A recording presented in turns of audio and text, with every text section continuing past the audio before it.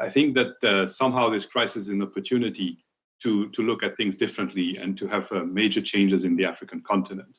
The first one I would say is particularly for the banks in Africa.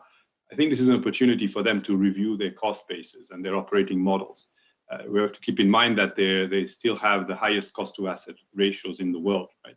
So if they are able to improve those ratios and improve their cost bases, then this will make banking more affordable and inclusive. And this will have a very long-lasting impact on the continent.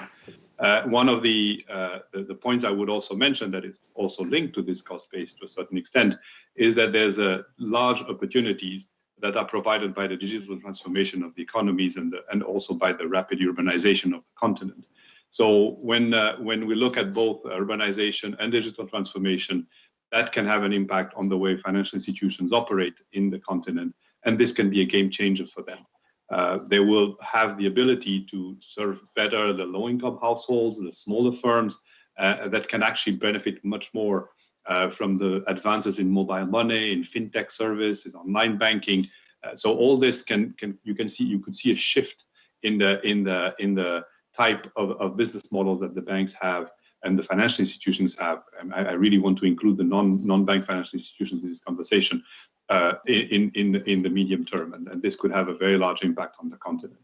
I think that could, for instance, look at the mortgage market and see whether there could be opportunities to have cheaper mortgages extended in Africa, because this would also contribute largely, very strongly, to the development of an affordable housing value chain that is well needed in the continent.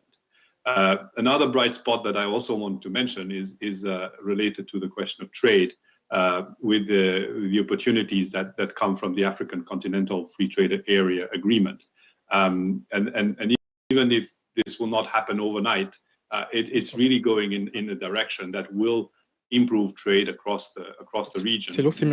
That's a strong bright spot that I.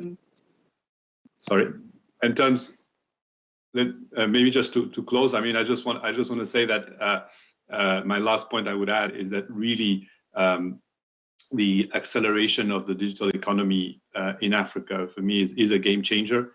It's something that will really change. It is happening. It has started before COVID, and it's accelerating now. We all know that East Africa, for instance, had led the region in terms of mobile money adoption.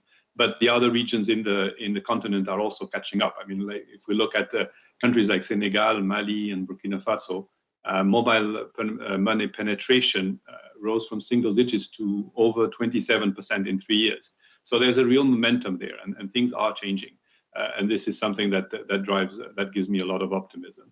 So when we look at all these trends, I think we can say that there is an opportunity to really change the continent, to make it for a much brighter future.